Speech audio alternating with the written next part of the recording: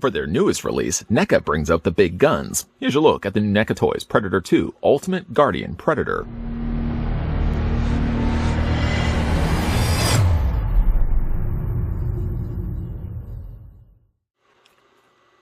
As the only member of the Lost Tribe to have served as Temple Guard, Guardian's skills are much more similar to a soldier than a hunter. After serving some time protecting the clan leader, he sought to apply his unique methods to trophy hunting.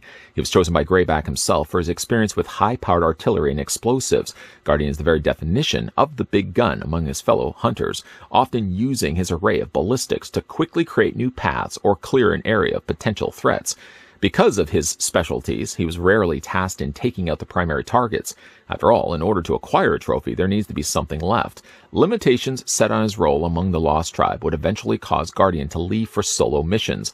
During that time, he would learn to master his devastating arsenal, seeking the most dangerous xenomorph hunts in the universe. With his potential finally proven, Guardian's new path would earn him the coveted Yautja status of elite hunter.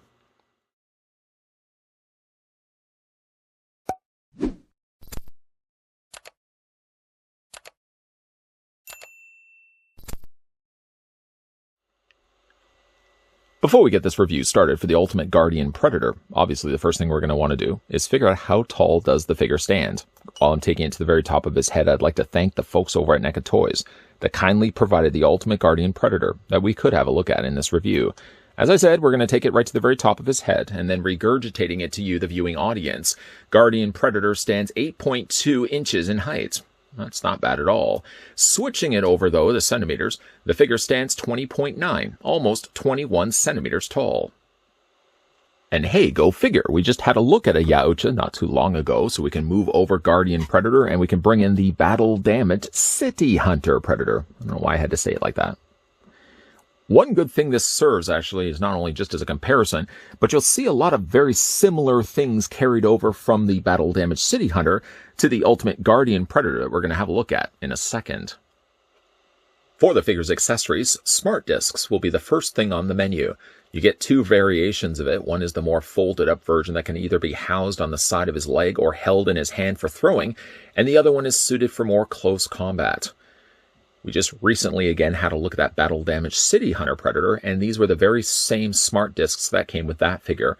Although these ones are closer to being like a gunmetal silver, the other ones being closer to being a brown color. Carefully spinning them around so you can see the back sides of them. Very nicely detailed smart discs. Could you just imagine if NECA Toys were able to release a 1-to-1 scale? They're doing other prop replicas. Why not a 1-to-1 scale version of the smart disc? Obviously, it couldn't be sharp and something that wouldn't be, you would hope that somebody wouldn't be throwing them, but a 1-to-1 scale of a smart disc I think would be really fun if they could release it. Anyways, though, you can take the smaller one, you probably already know where this is going to be going, and this can be housed on the side of his leg. He's got a little holstered there. Or what you can also do too, he has one of these hands just suited for the job. Normally you would look at a hand like this and question what would it be used for, but in this case it's perfect for holding the smart disc. And you can see that the way that they have it, the thumb is just on the end of it, and it looks like he's about to throw it. So it comes with that. Or, like I said, you can pick up the figure, and again, you know where this is going. How many times have we done this in these reviews? Take the smart disc and just wedge it into the wizard sleeve. I always jokingly call it the wizard sleeve. This one fits surprisingly better than the City Hunter. The key I find is always kind of, if you look at the lip, the bottom of it seems to hang out a little bit further. If you put it in on an angle like this and then press against it, usually, I say usually, you can actually get the smart disc right in place. And this one actually does a much better job of doing it. So it comes with those. I guess we can also go back to the extended version of the smart disc, because it also comes with a swappable hand that's, again, suited for the job. You can take the fingers. Is that the right one? I think that's the right one. You can take the fingers, going back and resuming, and these fit just into the holes, just like that. And you actually, let's just move this over a little bit. It's easier when I do it on this side. I'm not sure why, but that fits just into the fingers like that. And you can hold the smart disc like this as well. While we're certainly on the topic of other swappable hands, he also comes with a gripping hand that's currently in the socket of his forearm, and he also comes with another gestured hand. So if you do the math, he has the two already in his forearms, and then he comes with the extra 3. That gives you a total of 5 swappable hands that come included with the Guardian Predator. combi sticks and two variations of the same. One is the more folded up version that in theory would be able to clip onto the back of the figure. There's a reason why I say in theory. And then there's an extended version of it that can be held in his hand. I did notice, though, getting the combi stick out of the packaging, that it does have, unfortunately, a real curve to it. I'm going to see if I can heat that up a little bit and bend it back into place. To show you as a comparison, this is the one that came included with the City Hunter. The sculpting seems to be identical. It's really just more the paint that separates one from the other. Now the difference, though, with the combi sticks, when we did have a look at the City Hunter, and I don't know why, again, I'm saying it like that. One last thing I just quickly want to add, it looks like there's a little keypad on the side of the combi stick. I don't think I've ever really noticed it, or certainly have never pointed it out in the past. But when we did have a look at the City Hunter, though, this attached to the back of the figure's torso. However, though, when you are taking the Guardian Predator and you spin it around, though he does have the mark where a clip normally would have sat inside, I didn't actually have a clip on mine. So there's no place where you can attach it. If you have picked up this figure for yourself, let me know if your figure also had that little missing clamp piece on the back. I mean, it's there. Well, at least the hole is there. Unfortunately, though, the clip isn't in place to hold the combi stick. Bit of a shame. The other accessories that come included with the figure, of course, those being aside, he also comes with the arm cannon, the little arm gauntlet cannon. And it actually comes in two different pieces, or two different variations. One has the longer peg than the other one. The other one has the shorter peg. And all you do is look at the side of the figure here, spin it around to the back. I know what you're probably thinking about the keypad there. But you'll see that there's a little slot on the side. And you can either go with the shorter version of the two, and that just attaches in like that.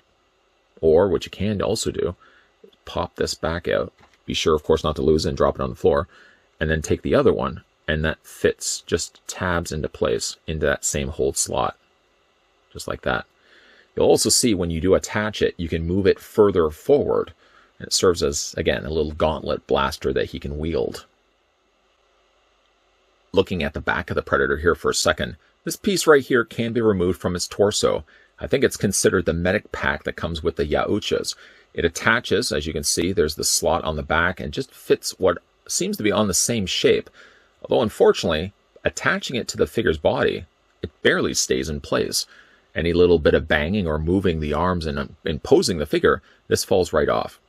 Now, before you consider for yourself gluing this in place, let me just show you a available option instead. He comes included with a proximity bomb. A much more impressive thing to be putting on the back of the torso. Kind of looks like it's a bit of a face. Eyes, nose, mustache, beard, possibly. I don't know. Anyways, it attaches the exact same way. Little canal on the back of it fits right onto the shape. And I will say it fits a lot better than the pack that was on it before. Just a pushing against that of the torso. And it stays really in place. To the point where actually you have to force a little bit to free it from its torso. This certainly does give a little bit of a different look to the Predator. Because other than that, the rest of the body is your traditional City Hunter Predator. In fact, moving the figure over, just for the time being, I know we're going to get back to the accessories in a second. Just want to bring in the battle damaged City Hunter Predator that we looked at before. The armor seems to be identical. Maybe the paint is just slightly different. Instead of the blue that's been brushed across the plastic, instead what we're getting here with the Guardian Predator is a little bit more brown. But the bodies are pretty much identical to one another. Again, just short of a little bit of paint swapped here and there. Something also that's similar to the City Hunter is the plasma caster that sits on top of his shoulder, which I always thought kind of looked a little bit like a cockroach. The idea of it is it's supposed to spin down this track, and it does a pretty good job of doing it. Once you free it the first time, you have to very carefully navigate it down this, and of course, if you got the proximity bomb in the way, it's going to make things a little bit more difficult for that to track its way down. Most of the time, I'm just going to keep it upright, but it does have some posability. You can move it back and forth like that. And it does also come included with a blast effect, or firing effect, that can attach to the end of the plasma caster cannon. Just very carefully plug it into place like that. And it gives you something else to look at. If, of course, the Guardian Hunter Predator didn't already have a lot to look at, it gives you something, like I said, just a little bit more that you can add on to the figure. I assure you, though, there's a lot more firepower that you can attach to the figure beyond just the plasma caster blast effect, firing effect, that you can attach to his shoulder cannon.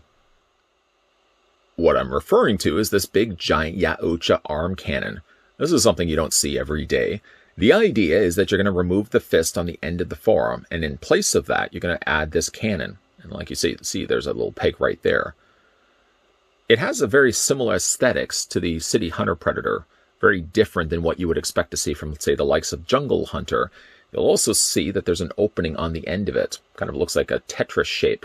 But what he also comes included with is a firing effect that can attach to the end of the cannon. Just line the shapes up accordingly and fit that into place, just like that. And gives you something, certainly a little bit of extra firepower, something visually a lot more to take in for your eyes to see when you have this on display. The only thing I probably would have done, get this in completely, is I may have gone maybe the route of making this more of a translucent plastic. The coloring, certainly, don't get me wrong, is nice and bright and colorful, but I wonder how this could have looked if it was done in translucent plastic instead of solid plastic. It doesn't just end there, though. On the back of the cannon, hopefully you can see it, there's two openings on either side. Well, it comes with these kind of what I would consider to be exhaust parts, where the additional fire would then project out the back. All you're basically doing is you're taking these pieces right here, and see these little tabs on the end? They're going to fit snugly into those holes on the sides, and just plug them into place. All of what I'm doing right now would probably be most effective if I had attached this to the figure's arm first, but I wanted to certainly show you what it looked like once you start adding all the other business to it as well. Holding onto his forearm and twisting the hand off, we can go ahead and free the hand from its socket. Now, of course, now you've got a hole there. You're going to go ahead and take the arm cannon and take that peg and fit it onto his forearm. In a perfect world, that's what it would look like. One unfortunate casualty that came from this, though, and you really will want to be careful doing this. Remember we were mentioning earlier, and jokingly I said, that control pad on his... Well, actually, it broke off. A little piece right there. The part that hinges it broke right off, and what was the problem with it was putting on the arm cannon. If you're not careful and you put it too close, you can break that right off. You definitely will want to make sure you've got it on the proper angle. When you are putting it onto his arm, you really want to see at the top there, it's got a little more of an opening than it does on the sides. If you put it in this way, basically parallel to that arm readout display there, if you put it on that way, it seems to allot for enough clearance. If you put it on, however, this way, I think it's too close of a quarter, and it ends up breaking off that control pad. So you really want to be careful of that. Anyways, though, popping that in place, you really don't need to put a lot of pressure in it. And then from there, like I said, he's got himself this very impressive arm cannon. I'm not really sure if I will display it with it. I appreciate, though, the fact that they included such a very long and distinct accessory, because like I said, we haven't really seen this before, but it's a little on the big side. And of course, when you start incorporating all the other firing effects that are on the end of it, as well as the top end as well, which I guess really, to finish off the job, let's go ahead and do that right now. I know we had already done this already, but I'm going to attach this to the end. And then we're going to take these exhaust pieces. Don't believe there's another term given for these effects, but they're just going to be tabbed onto the ends here, like that. And that's what it's going to look like. I mean, like I said, it does bring a lot of extra wow to the figure. Brings certainly a lot of other color there as well. Maybe if anything, I might just keep the arm cannon in place and just leave this piece off and these parts off, just because it does make the arm on the Predator just a little bit more longer. Now that we've wrapped up the accessories, let's get a closer look at the Ultimate Guardian Predator. He has one of two head sculpts. This just happens to be the one that comes out of the packaging and my favorite of the two. If, like myself, you're looking at this and you're swearing you've seen this head sculpt somewhere before and you can't quite place it, well, for starters, you're not crazy. This is a double-dipped head sculpt. Initially, this was part of NECA Toys Predator 30th anniversary, and this originally was the Jungle Hunter masked prototype. I loved that figure back then, and still love this particular head sculpt to this day. It has a very AVP Celtic Predator design to it, specifically with the sunken-in front snout, and almost a more machine look, I would say, to the helmet itself. It's a little bit different than Celtic's, but it's just close enough that when we had a look at the 30th anniversary Jungle Hunter masked prototype, I just fell in love with this design. Now, it's not a carbon copy. They have changed and tweaked a few things. Primarily, it's the paint scheme. The original Jungle Hunter prototype, this was all just silver. And I don't know if hopefully the camera's picking this up appropriately. Not only is it splashed across the top of the dome, this additional black, but there is actually a two-tone effect going on here. You may or may not be able to see it depending on the light hitting it appropriately, but right along the top area here, the silver almost has a more brownish tint to it. These more sunken in slotted areas around the side as well as the bottom of the mask is almost closer to being a silver. Very subtle, but very effective.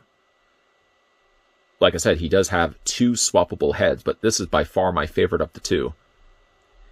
One other thing that was different between this one and the prototype that we looked at before years ago is that the body is different. The original one would have had just simply the Jungle Hunter body with just this head planted on top of the socket. So basically you're getting the best of both worlds.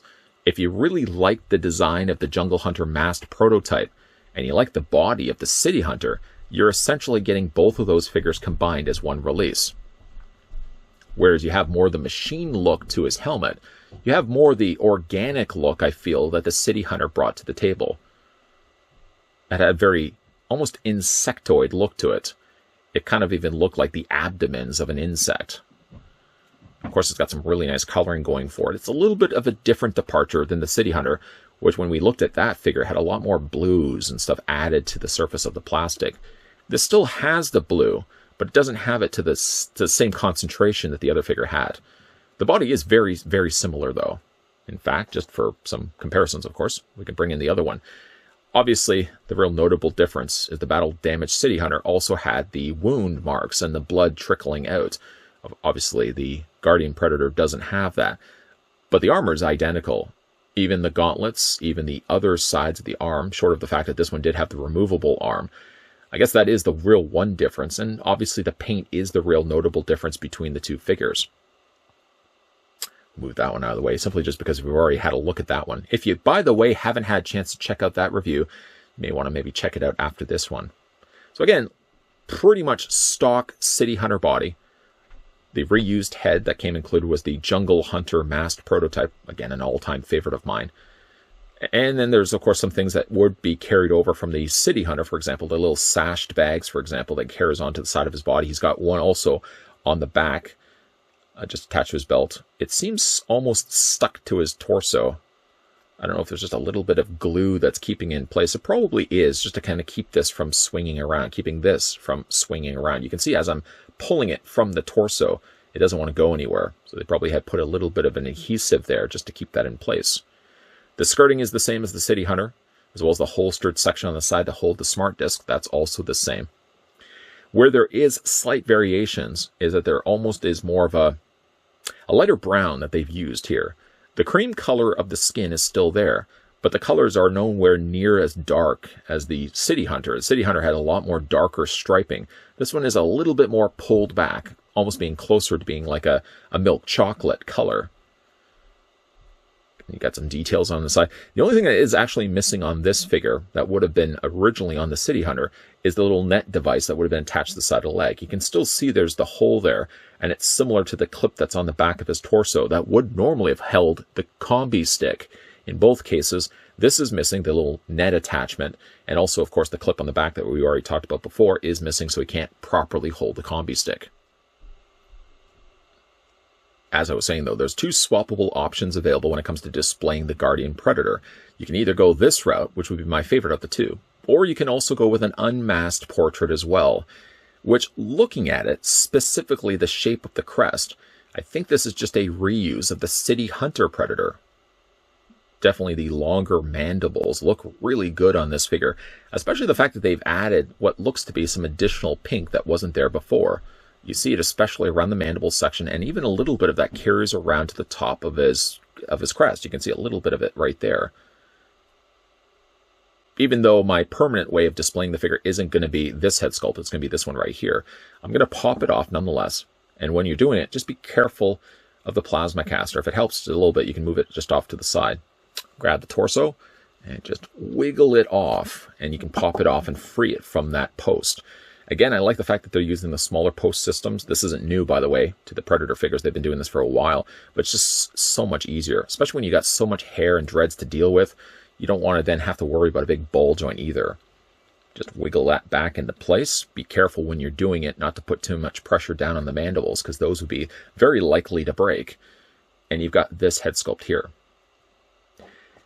It's more preference really than anything else, but I think the moment you remove this head sculpt, you remove really the charm that goes along with the Guardian Predator. I mean, this one looks good, don't get me wrong, and it's got some really nice paintwork to it.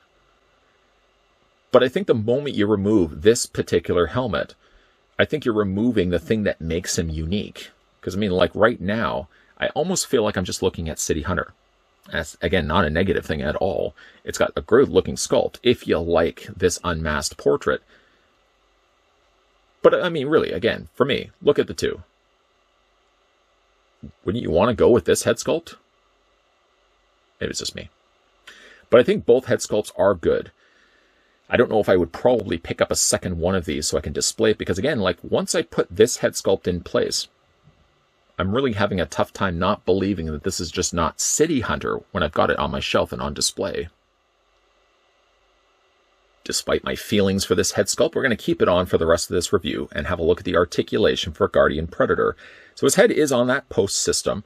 Because of that, you can move the head freely back and forth, up and down. And really the only limitations when it comes to moving the head is more so just the dreads getting in the way of things. At least they're made of a softer plastic.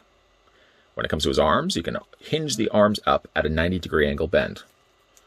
They're going to be a little bit more limited, maybe not quite 90 degrees, a little bit less than that, simply just because you've got these shoulder pieces. At least the shoulders are attached to the bicep and rather not attached to the shoulder. So at least when you are moving the arms outward, these shoulder pieces made of softer plastic pretty much go along for the ride. You can also swivel the bicep back and forth. Just be careful of that plasma caster that's not in the way of things. It does have a double hinge on the elbow. His hand rotates all the way around.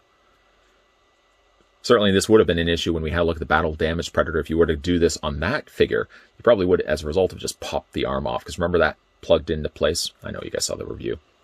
Upper torso is on a ball joint. It's a little tighter on this figure. And he also has the lower torso ball joint as well. Legs split out. You can bring the legs forward and back. Again, a little tight on this figure. But really, when it comes to these Predator figures, I never really put them in drastic poses. Nothing super creative here. A lot of times I just put them in museum poses. And I do more of the posing up at the top here, not from really the waist down. But he does have a swivel at the top of the thigh, where that's attached to the ball peg. Double hinge on the knee. No articulation from this point to this point here. But he does have ankle pivot. You can move that back and forth this way. And you can also rock it back and forth this way as well. I don't know if you can actually see it on my finger, but one of the things I actually joked about when we looked at the City Hunter is these spikes sticking out from the backs of his heels. As you're putting the legs back and forth like this, you're going to be pricking yourself the whole while. So I probably won't do that too frequently when it comes to displaying the figure. But there you go. There is the Guardian Predator. Again, looking at it like this, even though I like this head sculpt, and it's got some real vibrant transitions of colors, the brown and then that lighter cream color, it kind of actually, on the top of it, looks like ice cream. I don't know why I'm thinking ice cream. But I don't think with this particular head sculpt, it does any real justice to the figure. I think the real uniqueness of this particular figure is by including it with this particular head sculpt.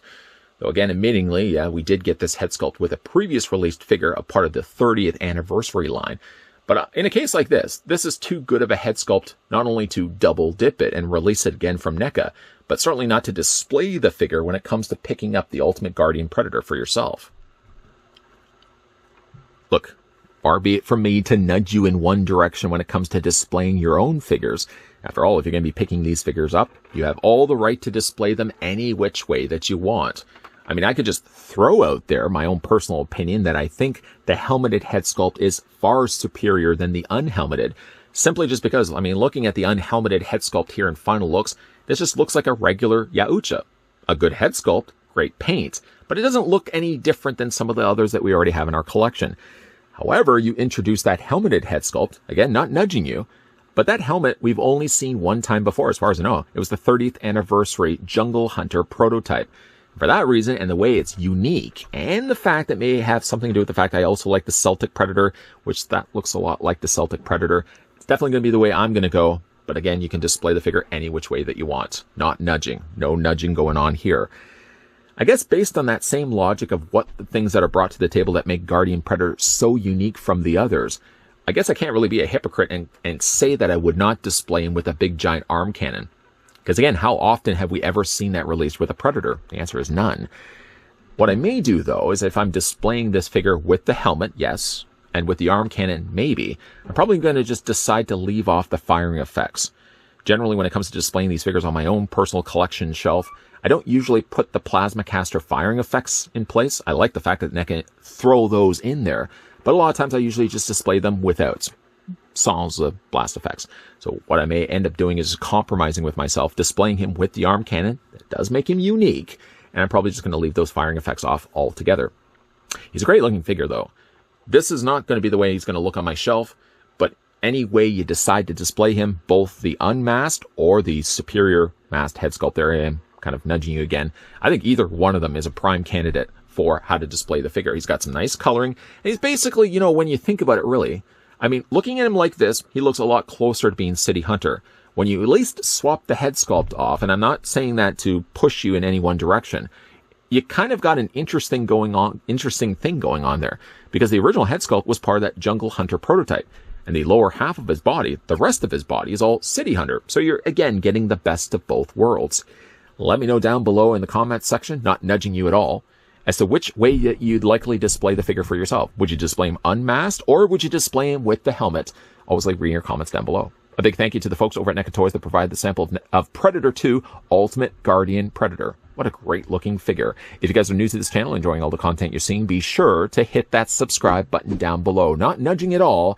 And make sure you're keeping your peepers peeled to this channel, because there's definitely going to be a lot more videos coming your way. As always, thanks for watching. See you guys next time.